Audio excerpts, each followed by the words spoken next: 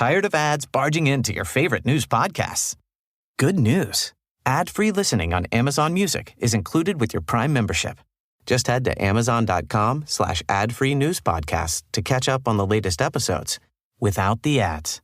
Enjoy thousands of Acast shows ad-free for Prime subscribers. Some shows may have ads.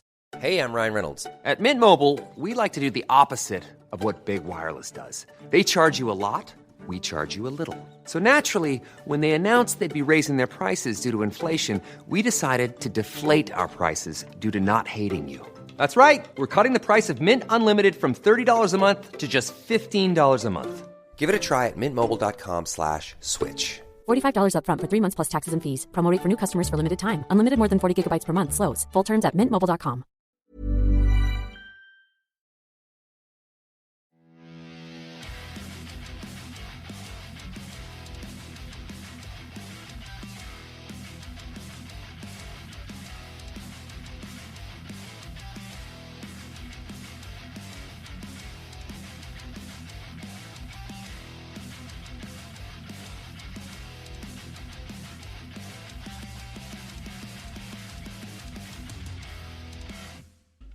Welcome guys to this week's episode of Heavy Metal Tones with me, your podcast host, Tony Evans. This week's episode is about cover bands, the necessity of them, and also a review of a band I saw just gone earlier in the week. Anyway, it started off by me thinking, being asked to go and see a band. I thought, well, I'll review it because it'd be good for the podcast, but also good for the local community. And B, then also why cover bands. Now, I don't know if you've had the chance to watch the amazing Apple TV's Peter. Oh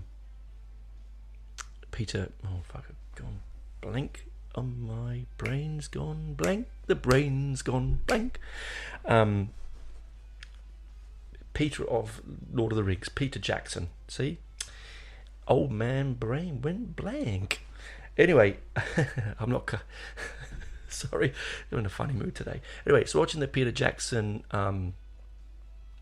behind the scenes, fly on the wall, making of Get Back, the final Beatles album. It's 6 to 8 hours, I believe, but the full uncut print he's going to put out is like 14 hours. And it made me think, the greatest band in modern recording history, and it sort of came out the night that I went to see this other cover band, and it made me sort of go, well, okay, why are they important? Now, the Beatles could only be where they were because they played 10 hours a day, sometimes 12, all playing covers. Now, they would chuck occasional originals in there, but in that clubs in Hamburg, I think it's a Star Club, and again, sorry Beatle fanatics, I don't know if I've got that wrong, but out at in Hamburg, they played cover songs, rock and roll songs, for hour upon hour upon hour. Why is this important? Because that's how you learn how great method and great technique. I went to art college, and what we used to do in London once a week, because we could do it there, it was very lucky we could do it. We would go and take our sketchbooks, and we'd go to the National Gallery, the Tate, or the National Gallery, and we would go and sit down in front of a painting of our choice. It wasn't always told by the teacher, usually the masters, and we'd copy their work into our books. Why were we doing that? Not to fill the day and not to justify the huge fees that we had paying at art college. No, it wasn't that. It was so that we could learn form and technique and ratios and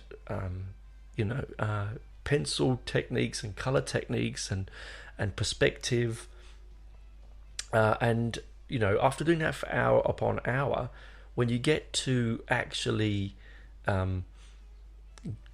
doing your own work, you'll when you're drawing or painting, some styles from the masters will come through, and so slightly copying, but all great art is copied. There's no original great art, all right? No original material. Everything's drawn from something, because otherwise every time you put the stereo on, every time you put the TV on, every time you looked at a picture, it'd be mind-blowingly different every time, and it can't be the case. In the history of humanity, we've got to a point now where nothing is truly original, and that's not a negative, but it's a matter of fact statement, basically. So that's what you do. And so it is important that we encourage cover bands to flourish. You sort of hope that the members of the bands that are playing in cover bands, that they want to go and play originals, that they're learning. Some don't. Some are so devoutly connected to that particular band that's all they want to do is play that band's music.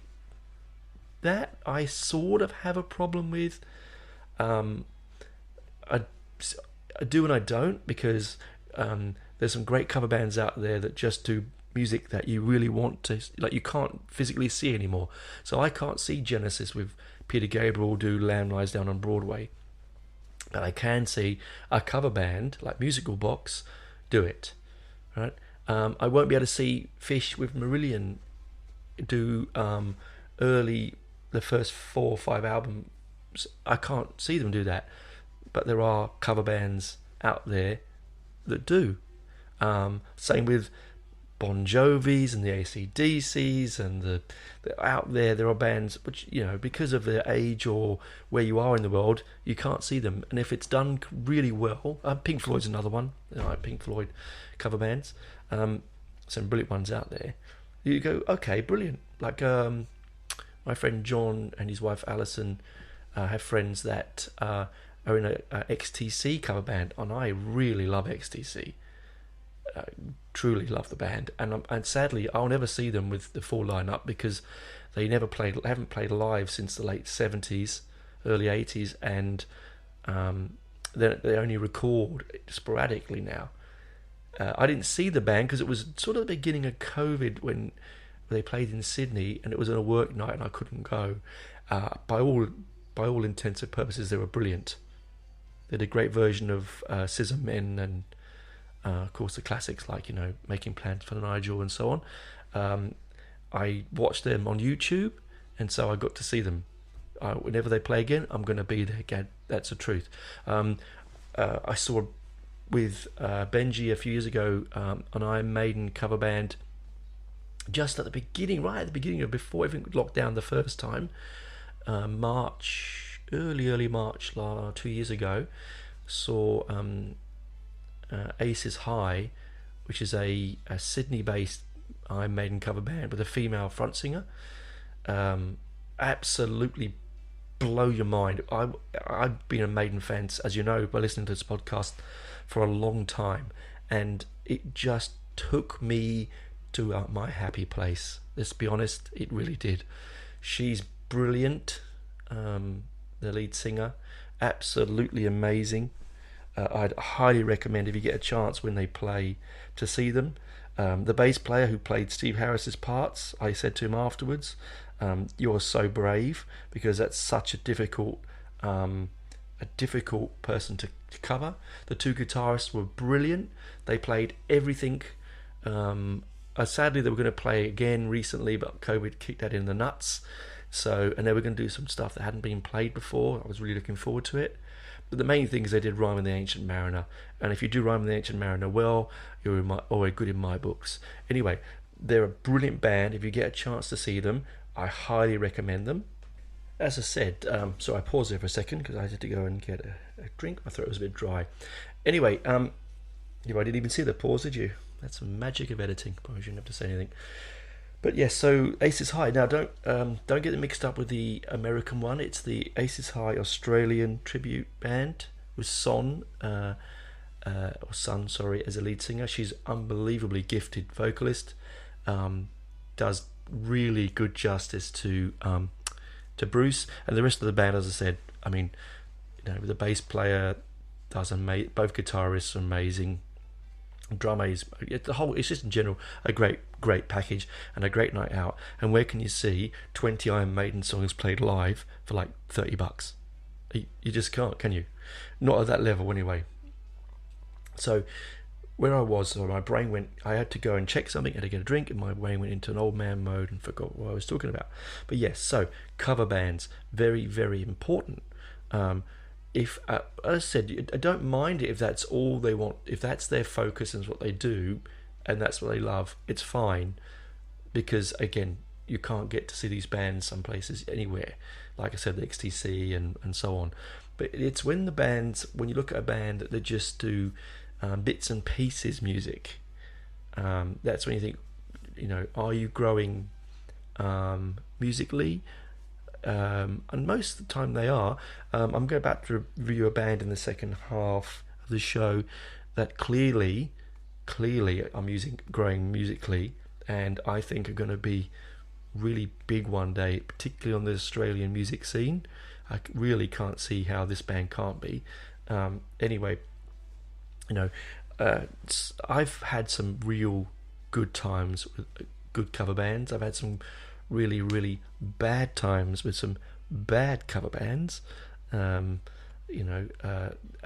that's, again, not really, it's subjective, isn't it? I may have been drinking too much that night. I may just not like the music that they're playing. I might not enjoy the venue or the people I'm with, so therefore I'm not really digging it. Anyway, so as I said, it is important. I think not all of us out there, and I've played in a cover band myself in the past.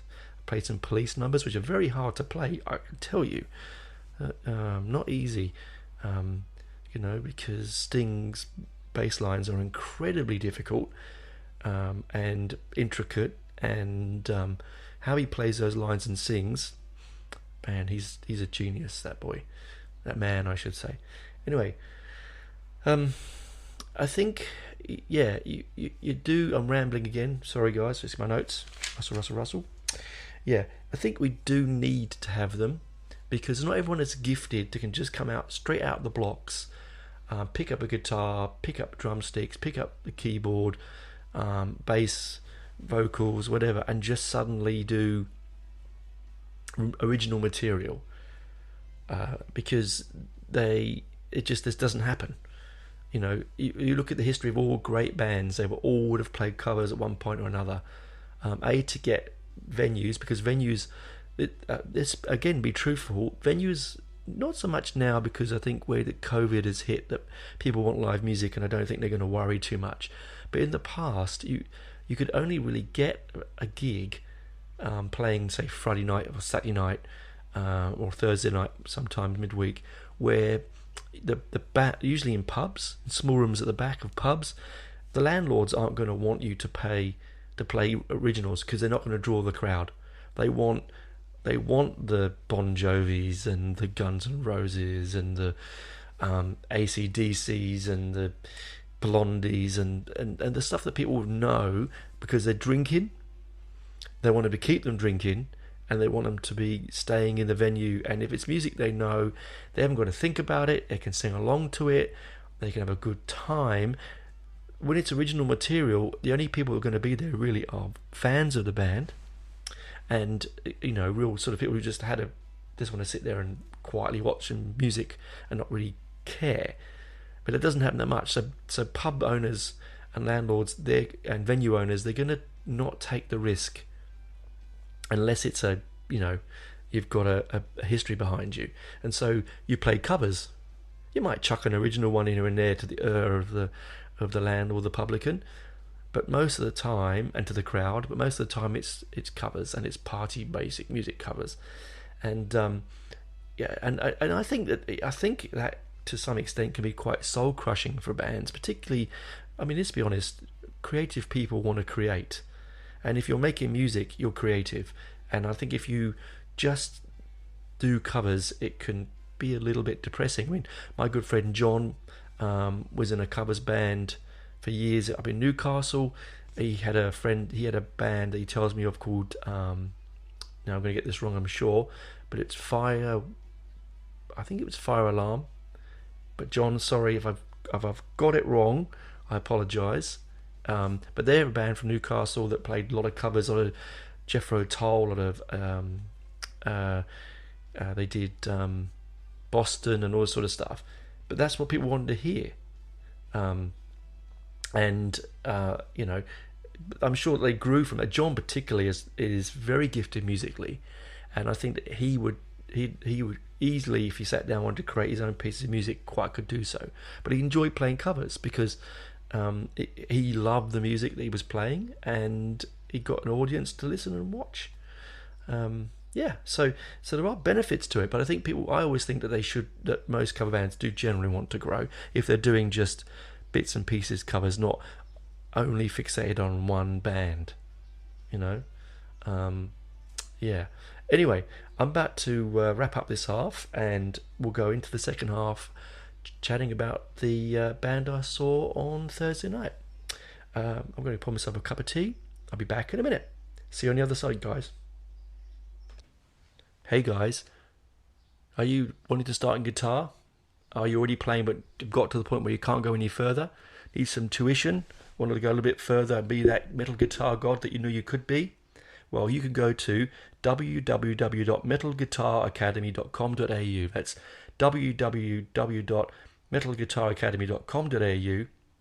You need to have in-house online guitar tuition specializing in heavy metal guitar playing, providing tuition for students ranging from beginner to advanced, focusing on technique, music theory, and developing a deep understanding of music. My good friend Joseph of Pure Envy, the band from Newcastle here in Australia, is willing to teach you. And if you go down to www.metalguitaracademy.com.au, the first lesson is free. Yes, that's right, guys. The first lesson is free. I hope you have fun. I hope you learn, and I might see you on the stage one day, and I'll turn around and look at you and go, I know where you learned those chops from. Anyway, good luck. Go over and see Joseph. Welcome back, guys, to part 2. So, first part was about the necessity of cover bands. Some people do wince at them. Some people laugh at them. Some deride them. I think that there is a place for them, and it's very necessary in the world of music, as we'd already discussed. I'm not going to repeat myself again there, if you already heard the first part. And again, I want to apologise to John if I've got the name of his mate's cover band, famous cover band from Newcastle from the early 80s. Anyway, I'm sure I was close to it with Fire Alarm, but I think it's Fire something. But I'm sure John will reach out and tell me, and then I will tell you in the notes below. Anyway, so I went to a friend of mine who I work with. Her fiance reached out and said, there's a band playing at the Baesment. Would you like to come along? Now, you know me, and I've told you this before. I love the Baesment, and I love being there. Now, I don't normally travel to go to these things midweek because I work long hours, and then I don't drive, so I have to get a bus, which is an hour's journey to the venue. So I tend not to go on days where I don't really need to have to go, even though I love the place. But I thought I'm going to do this because I like to be in at the grassroots level of music, and that's basically what cover bands are, the grassroots level. So got there on that Thursday night, had an absolutely cracking meal and a good beer at Chompy's. I told you that before, guys. If you're in the Canberra area, please do go along. Everyone should support local music, and in this city of ours, there is nowhere really that is as good. I don't think there's anyone in the country or even on the planet is as good as the Baesment is. So if you have, I've mentioned it before, but if you're new to the podcast, it's a small venue. It's been around quite some time now. It has a capacity of 700 plus people. It's everything that a venue should be when it comes to, for me anyway. Good music. I like stadium rock, yes I do, but there's something about being in a small environment. It's black, it's dark, there's guitars all over the walls and ceilings, all signed. There's people behind the bar pouring beers, there's pool tables, there's good food, the stage is, you could stand right next to it. It's just got a great atmosphere. There's nothing negative about that venue. As soon as you walk in, I personally feel like I'm at home with friends and family. I really do. And this Thursday was no different. So I got there, and as I said, my friend and her fiance had some beers, a good chat, and a burger. And there was a few bands on before, and I'm not going to talk about them because they, no disrespect to the bands that were on before, and I didn't say the last back act because again it's a long way home, but the nothing special to me. It was just sort of bog standard cover bands really. I mean, I didn't mention this before, but I went to a gig with Benji a few years ago when it was the Blondie. It was Blondie, the Misfits, and the Ramones cover bands, and we've seen them a couple of times, but this time around was really, really poignant to me because my sister-in-law passed away a couple of years ago, and she was a big Blondie fan, and she gave me all her Blondie singles, and we bonded over the love of Blondie, and she died quite young. God rest you, Jill. Love you and I miss you. And she wasn't the brightest spark on the planet, was Jill, but she had a lot of love for life, and she loved Blondie, and that was good for me. And so when Blondie were on, I had to go up to the lead singer and say, look, I was crying. And I said, look, it really opened up some deep memories there, and I think that's what's good about music, isn't it? Anyway, I sidetracked. So, I'm there with my friends, we're having a drink, they're having a smoke out the back, the other cover bands are on, give or take, it doesn't really bother me, just enjoy the atmosphere, chatting to people, strangers. I seem to draw the nutters, sorry guys, that's the wrong term, the drunken bar flies come to me and chat. I think I must have this big signal that says, please come and sit down and waste my life. Anyway, it's all good. They get something out of it. I get to chat. Anyway, so the band I'm talking about they came on around about sort of 9 o'clock. They're a local band from Bateman's Bay. Now, all you international listeners, Bateman's Bay is like a second Canberra. It's about 2.5 hours away to the coast.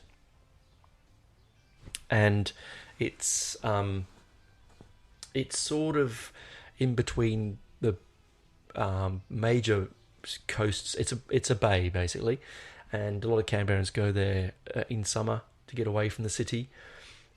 Anyway, these young lads have travelled up, so they're sort of Canberrans. I think they were originally from Canberra. I know that the lead singer and lead guitarist now lives in Mossvale, which is a nice another part. It's sort of in between Sydney and Canberra. If you want to look on the map, as international listeners. Anyway, I didn't know what I was going to expect to see. All right, because you think to yourself, what am I going to see? I knew that what I was going into was an Oz music pub rock night.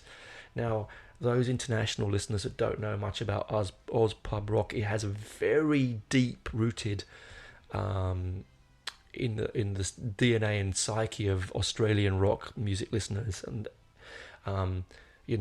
AC/DC originally a pub rock band. You've got bands like Powderfinger and the Angels and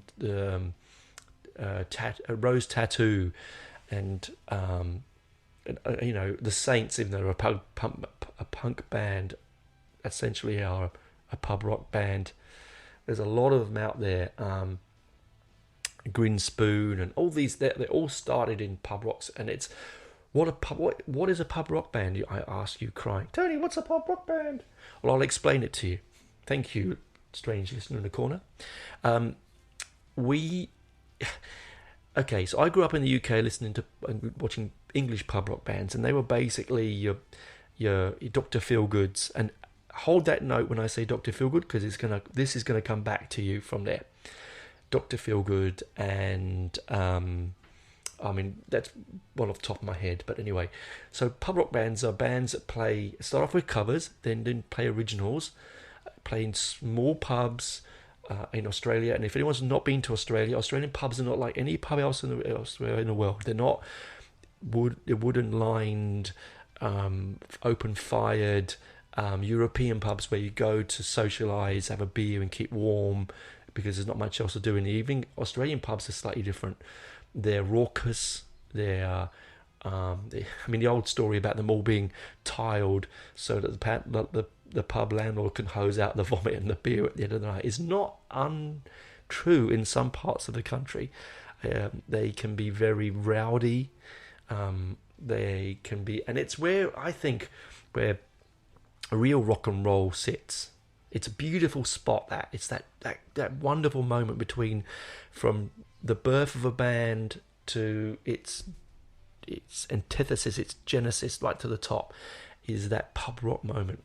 And some pub rock bands don't ever leave that venue space. I personally still think AC/DC is a pub rock band. I don't see them as a big stadium act. That might offend some people, but it's how I feel. I'm not a huge AC/DC fan in general, actually, but again, I don't want to alienate my listeners. Choice is choice. So it's Thursday night. It's pub rock night. So what am I going to get? What am I going to get from this band? Well, firstly, they turn up on the stage. It's a 3-piece band. They formed in 2016, and you've got your iconic frontman guitarist with his telly, strumming away. You've got a drummer at the back on a big drum kit, smashing the crap out of the skins. You've also got this. I can say here now, right now, what made this band different from all the rest of the bands on the venue that night was the bass player for me. Now, I'm not saying the rest of the band is amazing, because the lead guitarist is really great, and the drummer is really proficient, but the bass player. So the name of the band is Three Broken Strings. They've released a few things on Spotify. You look at their Spotify listeners, like 44 people. It's amazing. I love that. It's just grassroots. They've done a few originals, done mainly covers. Not a proficient amount of output, but that's because they're just learning and they've got other things they need to do in their lives, I'm sure. But the bass player. Do you remember I said, think back to Dr. Feelgood? If any of you out there know anything about Dr. Feelgood, you'll know about the guitarist. His name is called Wilco. Now, Wilco had this dynamism, this movement, this erraticism on stage, this staccato guitar style.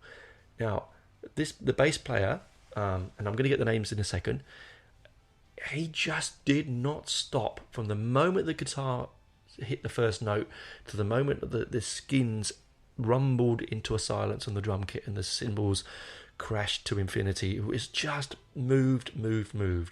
He was up on the rails. He was up near me because I was the only one at the front, sadly. He was behind the drum kit, in front of the drum kit. A kid had so much energy that I was just drawn to them. And proficient on the bass, mixture of pick and finger, because he's playing covers, and those particular bands would have played the bass in different ways. I'm going to get you the band name now. Give me a second. The band lineups names. Give me a second. And I'm back. I had to go get my notes. I had left them out the room. So you come here for the professionalism, don't you? I know you go, geez, the quality of the sound and the professionalism. This guy knows what he's doing. So we got Lachlan. I'm not going to go last names because I'm going to bodge them. You can find them on Facebook. They're easy to find. Three Broken Strings, and on Spotify. So Lachlan on lead. We've got Ben on bass and Ben on drums. Apologise, and Dan on bass. And as I said, all very proficient, all brilliant at what they do. The energy in the room was incredible. The only downside to these sort of nights is that because the audience doesn't tend to be audiences that would normally go to a lot of gigs, it's usually parents and friends, there wasn't a lot of energy on the floor, which was a shame. I was at the front. I was grooving because I can't do anything different. I can't do the stand at the back. I'm not that kind of guy. So, brilliant line. Now, I'm going to get you the lineup of what they played. Now, I've just got to get my notes. Here we go. So, firstly, they played Take a Long Line by the Angels. Then they played On My Mind by Powderfinger. They played In the Summertime by Thirsty Merc. Black Fingernails Red Wine by Eskimo Joe. April Sun in Cuba by Dragon. Come on, that's a died, and all classic. They did AC/DC Shoot to Thrill, which I think was a really good one. They didn't do any of those. They did. I think that's a really brave one to do. They did Jets, Are You Gonna Go Be My Girl? They did the Angels, Am I Ever Gonna See Your Face Again? And you know what? If you can't sing that lyric out loud, you shouldn't be listening to music, particularly Australian music. And then they finished with an absolute cracker. They finished with Lost Control by Grinspoon. That was a really rocking, hard version of that song. I headbanged to it. I know it's not really a headbanging kind of track, but I bloody loved it. I thought it flew by very quickly. I think they deserve to be headlining. I'll give them a 5 out of 5. God's truth, a 5 out of 5. If they ever play in your town, or in a pub near you, or you're in Canberra and they play again, come and see them. They're nice kids, adults, kids, whatever. I'm old, so they're kids. They play proficiently, play fun. I'd like to see them play a set of originals, with the occasional cover thrown in. So next time they play, I'm going to be there. I want to shout out the guys at the Baesment again. Another really good night, another really well put together show. Sound was spot on, visuals were really nice, atmosphere was great. On a cold sort of night that it was, in sort of towards the end of the week, you'd think you'd get.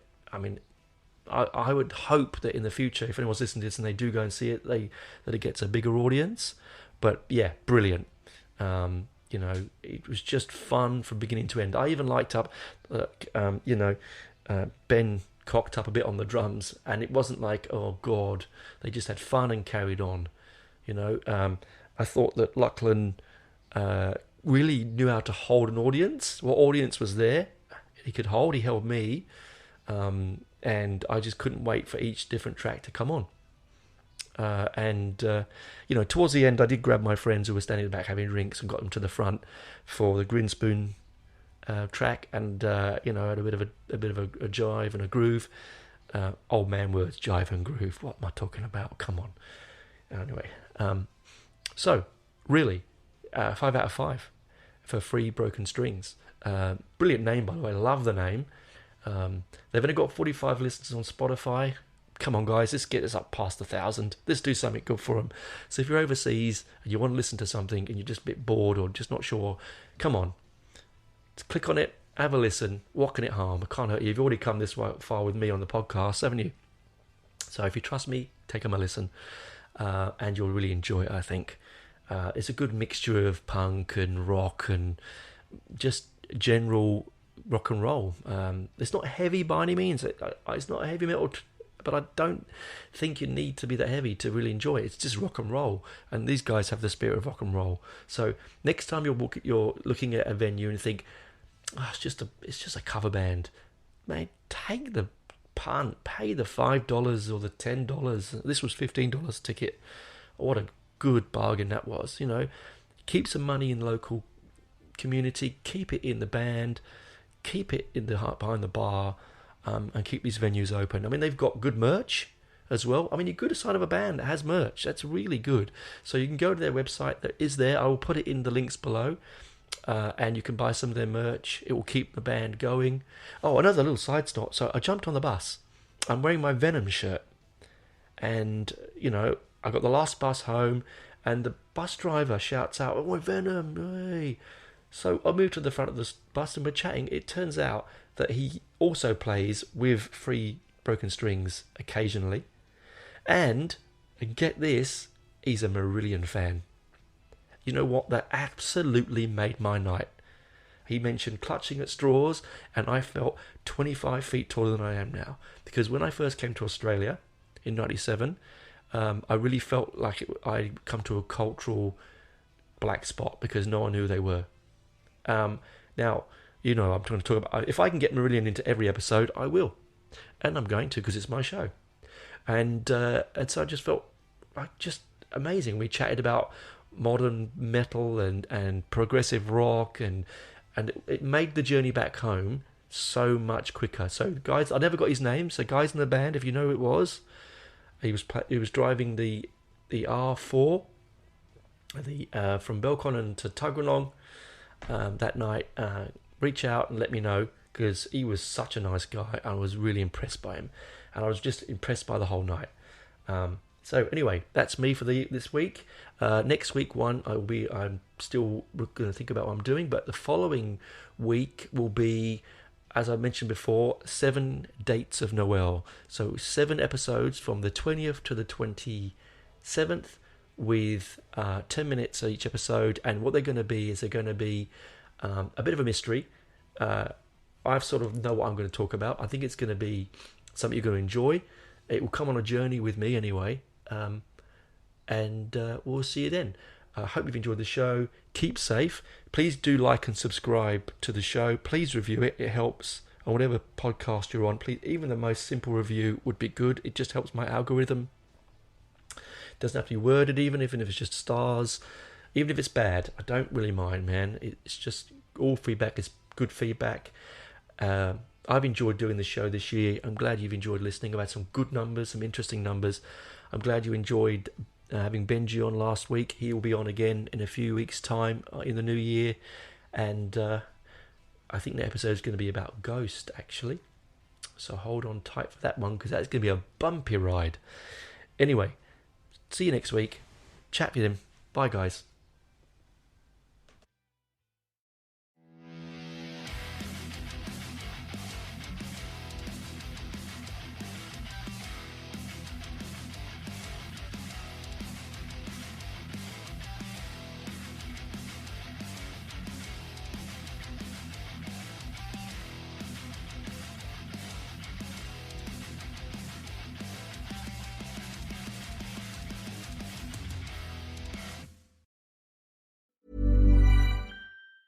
This podcast is brought to you by eHarmony. Finding someone who gets you is hard, right? You're not alone. That's because we're human. And there's a lot of different humans out there. Which is why eHarmony's personality-based dating app helps you find someone you can be your whole self with. Someone you can be fully comfortable with. That's what true connection and compatibility are all about. Being seen, heard, understood. When you match based on personality, you're already one step ahead when it comes to getting to know one another. So try eHarmony and get started today for free. eHarmony.